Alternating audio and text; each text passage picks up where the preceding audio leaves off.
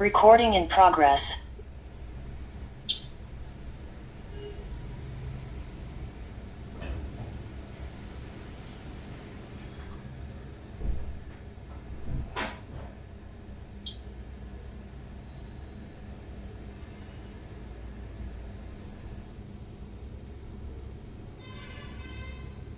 యోబు రాసిన గ్రంథం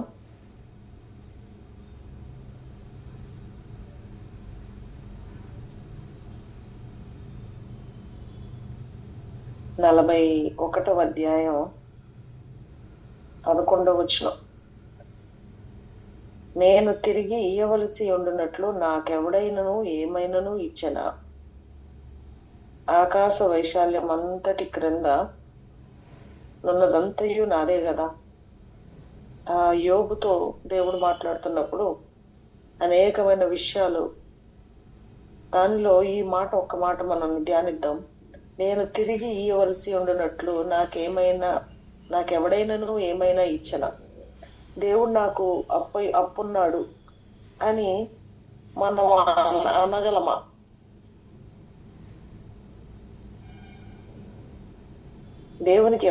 దేవుడు ఎవ్వరికి రుణస్తుడు కాదు.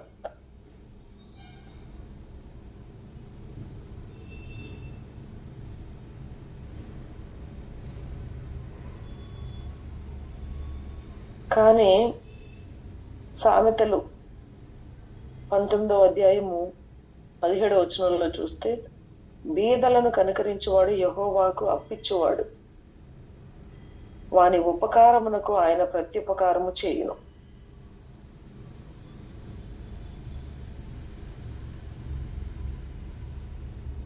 పేదలను కనికరించేవాడు యెహోవాకు అప్పిచ్చువాడు. దేవునికే మనం అప్పిచ్చే అంత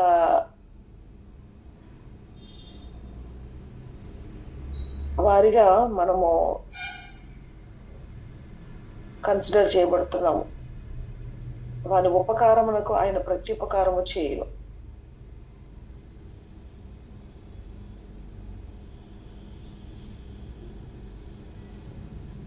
కానీ ఇక్కడ యోబులో మనం చూసినట్లయితే ఎవరు కూడా ఆయనకి ఇచ్చి ఆయన రుణస్థుడు అని చెప్పడానికి అవకాశం లేదు. అలాగే రోమిలికి రాసిన పత్రికలో కూడా పౌలు గారు అంటారు, ఒకరికొకరు ప్రేమించుకోవడం విషయంలో తప్ప దేని విషయంలో రుణస్థులుగా ఉండొద్దు అని, ప్రేమ విషయం గురించి మాట్లాడినప్పుడు.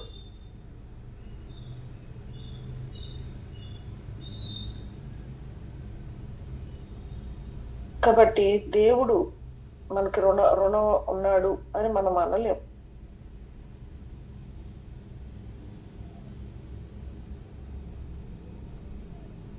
కానీ ఇక్కడ బీదలను కనికరించేవాడు యెహోవాకు అప్పిచ్చువాడు, వాని ఉపకారమునకు ఆయన ప్రత్యుపకారము చేయును.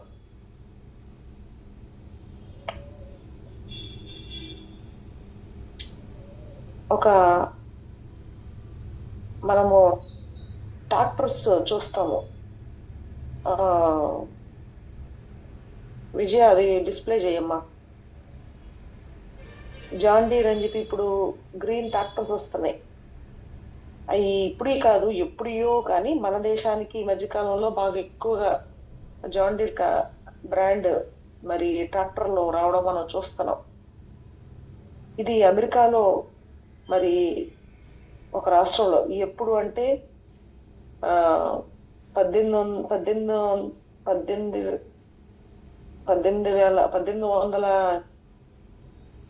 ఆ టైంలో, ఆ సంవత్సరాలలో ఉన్నది అమెరికాలో. కానీ ఇక్కడ ఏంటి విశేషం, ఈ కంపెనీ ట్రాక్టర్ల గురించి ఏంటి విశేషం అంటే, ఈ కంపెనీ జాన్ డీర్ కంపెనీ స్థాపించిన అతను గురించి జస్ట్ మీకు ఒక మంచి క్రైస్తవుడు అతను గురించి మీకు ఒక విషయాన్ని నేను మీకు జ్ఞాపకం చేయడానికి ఆశపడుతున్నా. తను చదువుకుంటా ఉన్నాడు. 15వ ఏటే ఆయన ఒక వ్యక్తి దగ్గర కమసాలి పని నేర్చుకోవడానికి చేరతాడు. అది 1804 సంవత్సరంలో పుట్టాడు ఆయన. అట్లా 17వ ఏట ఆయన కంసాల పని నేర్చుకోవడానికి జాయిన్ అవుతాడు. అట్లా 5 సంవత్సరాలు పని నేర్చుకుంటాడు. పని నేర్చుకొని ఆఖరికి తను యవనప్రాయం వచ్చేటప్పటికి చక్కగా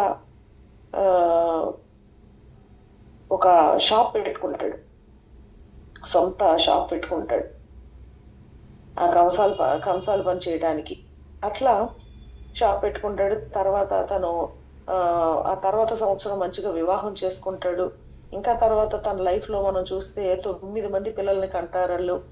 అట్లా చాలా ఈ జాన్ డీర్ అనే అతను చాలా మంచి నిపుణత కలిగిన వాడు. మంచిగా ఏ పని తను చేసే పనిలో చాలా నిపుణత సంపాదించుకున్నాడు.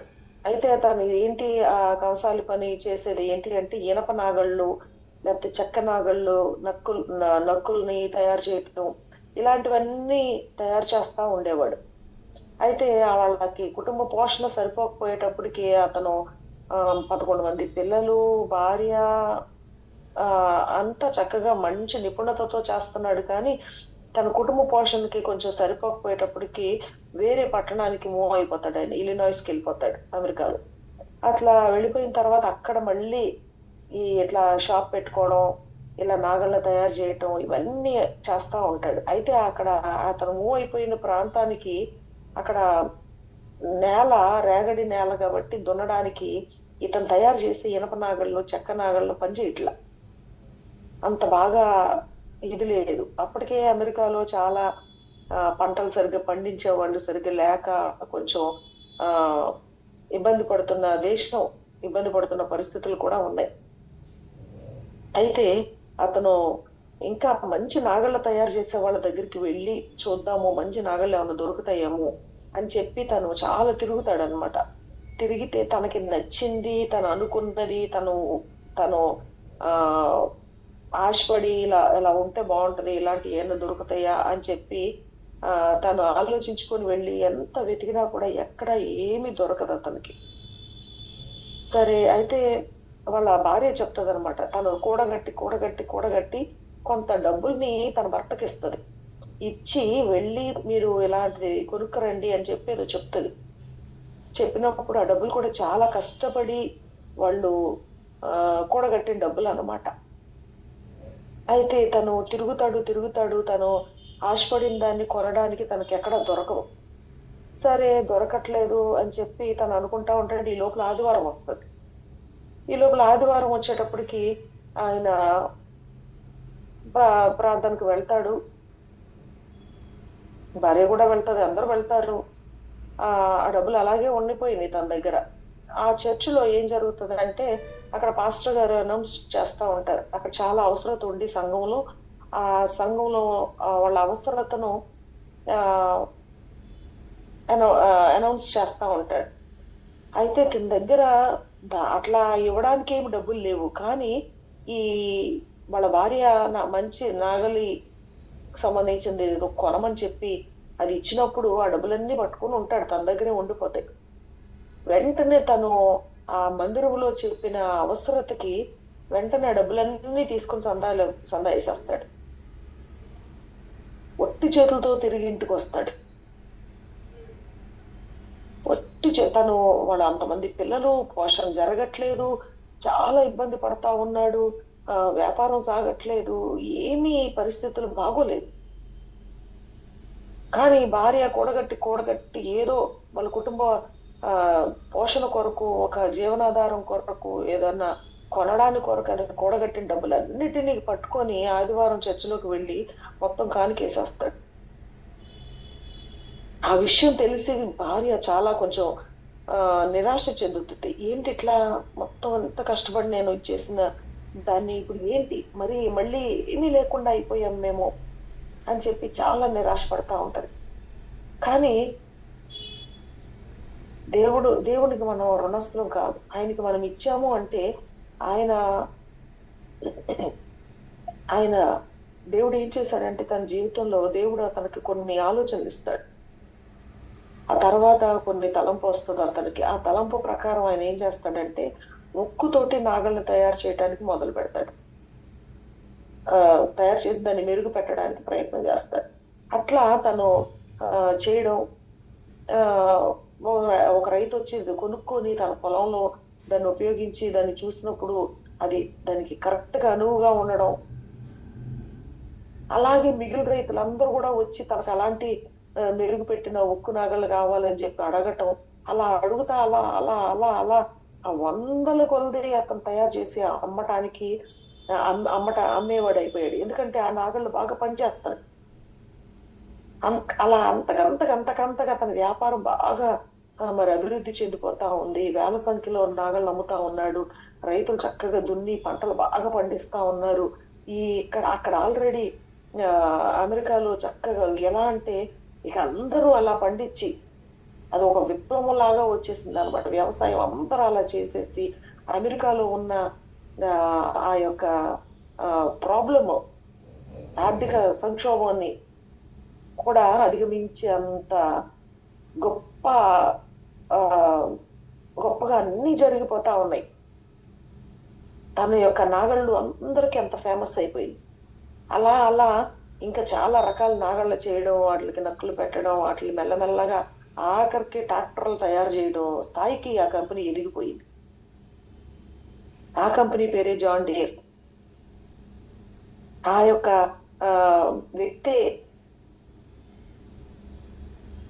మరి ప్రపంచం అంతా కూడా ఆ ట్రాక్టర్ని వాడుతున్నారు. మన దేశంలో కూడా ఈ ట్రాక్టర్లు వాడుతున్నారు. అలా దేవుడు అతన్ని ఆశీర్వదించాడు. ఏంటి దేవుడు చేసింది అంటే, తను చేసిన ఒక మంచి పనికి తను ఎక్కడ తన గురించి ఆలోచించుకోకుండా నిస్వార్థంగా తను ఆ అవసరతని విన్నప్పుడు తన కుటుంబంలో 11 మంది పిల్లలు, అంతమంది ఆ కుటుంబము 9 మంది పిల్లలు, అంత వాళ్ళిద్దరు భార్యాభర్తలు, వాళ్ళ కుటుంబము ఇంత మంది పోషించబడడానికి కూడా ఏమీ ఆధారం లేని సమయంలో తన కలిగిందంతా కూడా దేవుడికి ఇచ్చాడు. ఎంత ఆశీర్వదించబడ్డాడు అనేది తన యొక్క జీవితంలో ఆ జాన్ డీర్ గురించి, ట్రాక్టర్ యొక్క కంపెనీ ఆ స్టోరీని మనం చూస్తే మనకు అర్థమవుతుంది. దేవుడు ఎవరికి రుణస్తుడు కాదు. మనం దేవుని కొరకు ఏమైనా చేస్తే ఆయన నమ్మదగిన దేవుడు. కానీ మనం ఎవరికి ఏమి చేయాలన్నా కూడా చాలా ఆలోచిస్తాం. మాకే లేదు కదా, మేము ఇంకెవరికి పెడతాము. మన ముందు అవసరతలో ఉన్న వాళ్ళు చాలా మంది కనబడతారు. లేకపోతే మనకి ఆహారం లేని ఉన్న వాళ్ళు కనబడతారు, బేదలు కనిపిస్తా ఉంటారు, ఎన్నో అవసరాలు కనబడతా ఉంటాయి. కానీ మనకి ఆయన క్లియర్ గా సామెతల్లో మనం చూసినప్పుడు 19వ అధ్యాయంలో మరి ఆయనకి వేదలను కనికరించి వాళ్ళకి ఆయనకి అప్పించినట్లే దేవునికి అప్పించిన వాళ్ళం అవుతాం. అది దేవుడు మళ్ళీ ఆ యొక్క మన అవసరాన్ని ఖచ్చితంగా ఆయన తగిన ప్రతిఫలం ఆయన చేస్తానంట. మనం ఎవరికి ఏమీ చేయలేకపోతున్నాము, మనకి ప్రతిఫలం దేవుని దగ్గర నుంచి పొందుకోలేకపోతున్నాం. ఎంతవరకు అంత్య దినాల్లో స్వార్థపరులు అన్నట్లు అలా ఆ స్వార్థం అనేది మనలో కనబడతా ఉంది. ప్రతి ఒక్కరిలో కూడా స్వార్థం కనబడతా ఉంది. దేనికి మన ఎదురుగుండా మన తోటి వారు ఇబ్బందులు పడుతున్నా వాళ్ళకి సహాయం చేయలేకపోతాం, బేదలు కనిపిస్తున్నా వాళ్ళకి సహాయం చేయలేకపోతాం, సంఘంలో సమస్యలను మనం చేసుకోలేకపోతున్నాం, దేవుని కొరకు ఏమి ఖర్చు అవ్వలేకపోతున్నాం. ఇంకా మనకు ఉన్నదంతా కూడా మనకు సరిపోవట్లా. మనుషుల యొక్క ఆశలు పెరిగిపోయినాయి, కోరికలు పెరిగిపోయినాయి, తృప్తి లేని పరిస్థితులు కనబడతా ఉన్నాయి. ఎంత ఉన్నా కూడా ఇంకా కావాలి, ఇంకా కావాలి, ఇంకా కావాలి, అది కావాలి, ఇది కావాలి, ఇది సంపాదించాలి, అది సంపాదించాలి, ఇది ఏదో ఏదో ఏదో ఇంకా ఇంకా మనకి ఏదో అసంతృప్తి, ఇది లేదు అది లేదు అనే పరిస్థితిలో ఉంటున్నాము. కానీ ఉన్న దానిలోనే నమ్మకంగా దేవునికి ఇవ్వలేకపోతాం. చాలా మంది 10వ వంతు కూడా ఇవ్వలేకపోతున్నారు. తగ్గిపోయింది. చందా చందా బియ్యం తెచ్చేవాళ్ళు ఇదివరకు సంఘాల్లో, అయ్యి లేదు. అట్లా దేవునికి ఇచ్చే విషయాల్లో పూర్తిగా వెనక పడిపోతున్నారు. వాళ్ళకు ఉందలే, వాళ్ళు ఇస్తారులే, మనం ఇవ్వాల్సిన అవసరం లేదు అన్నట్లు ఎవరికి వాళ్లే అన్ని విషయాల్లో తమ చేతిని బిగబడుతున్న పరిస్థితులు కనబడతా ఉన్నాయి.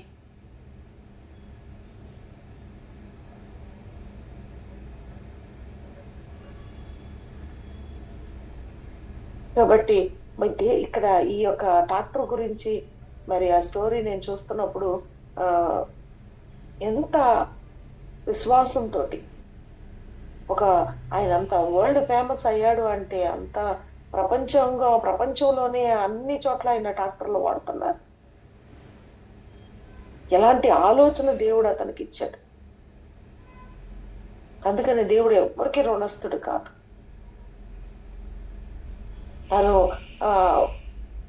తను కొన్నదంతా కూడా దేవునికి ఇచ్చేశాడు. నిజంగా అలా ఇవ్వగలిగే అంత విశ్వాసం మనకి రావట్ల. మనం ఎంతవరకు ఉన్నదానిలోనే మనం సర్దుకోవడం, మనం కష్టపడటం, మనం బాధలు పడటం, మనం కూడగట్టుకోవటం, మనం ఇది చేసుకుంటూనే ఎవరికి హెల్ప్ చేయలేని పరిస్థితుల్లోనే కనబడుతున్నాం. కానీ ఇది ఒక పెద్ద కంపెనీగా మారిపోయింది.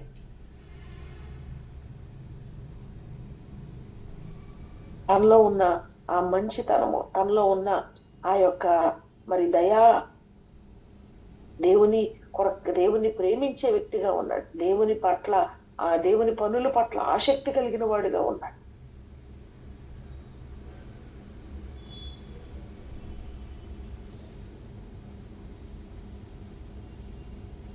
మనకి దేవుడు ఒక మంచి ఆలోచన ఇవ్వాలన్నా, మనకి మరి మన కుటుంబాల్లో మనం ఇలాంటి దీవెన చూడాలి అంటే, మనం ఇలాంటి ఆశీర్వాదం చూడాలి అంటే మనము ఇవ్వగలిగే వారిగా ఉండగలుగుతున్నామా? దేవుని కొరకైన ఆశ కలిగిన వారిగా ఉన్నామా? మన ముందు ఇవ్వగలిగిన వాళ్ళ విషయంలో కూడా ఎలా ఉంది అంటే, మన ముందు ఎవరో కాదు, నేనే ఎగ్జాంపుల్ గా చెప్తున్నాను. దేవుని పని ముందు కనబడతా ఉంటే నా అవసరం నాకు పెద్ద గొప్పగా కనబడతా ఉంటది. నా అవసరమే నాకు గొప్పగా కనబడతా ఉంటది. ఇది ఉంది, అది ఉంది, ఇప్పుడు అవ్వదులే, ఈసారికి నేనేమి ఇవ్వద్దులే, అప్పుడు ఇచ్చాను కదా, అప్పుడు ఎవరిచ్చారు, నేనేగా ఇచ్చింది అని ఏదో ఒకటి మనం అనుకుంటూ అనేక సార్లు ఏంటో మనమేదో దేవుడికి భిక్ష పెడుతున్నట్లు, దేవుని బిడ్డలకి ఏదో భిక్ష పెడుతున్నట్లు, మనం నేను ఇస్తేనే అక్కడ సాగుతుంది అన్నట్లు, ఇచ్చేవాళ్ళు, కొద్దిగా ఇచ్చేవాళ్ళు యొక్క యాటిట్యూడ్ అట్లా ఉంటుందేమో. నా మనసును బట్టి నేను కొన్ని మాటలు చెప్తున్నాను. నేను ఎవరినో క్రిటిసైజ్ చేయట్లేదు.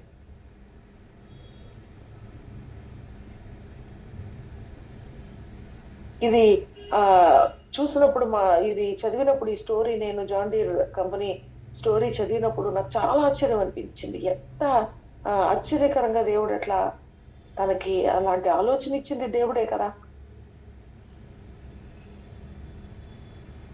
ఎంతగా అభివృద్ధి చెందాడు ఆయన. నిజంగా తన మనసు ఎలాంటి మనసు, మన ప్రతి అవసరాన్ని ఆయన తీరుస్తాను అన్నాడు. కానీ మీరు అడగక ముందే మీ అక్కర్లు నాకు తెలుసు అంటున్నాడు ఒక చోట. మనం దేవుణ్ణి అడగక ముందే మన అవసరత ఏంటో ఆయనకి తెలుసు అంట. అంటే నాకు అనిపించింది, మన అవసరత, నాకు ఇది అవసరం అని నేను అనుకోక ముందే, నేను ఫీల్ అవ్వక ముందే, నాకు ఈ అవసరం ఉంది కదా అని నేను ఫీల్ అవ్వక ముందే నా అవసరాన్ని దేవుడు తీర్చగలిగిన దేవుడు. బట్ ఎప్పుడు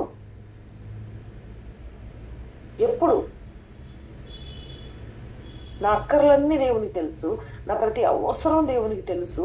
నేను అడక్క ముందే ఆయనకి తెలుసు. నేను అడక్క ముందే నాకు తీర్చగలిగిన దేవుడు ఆయన. బట్ ఎప్పుడు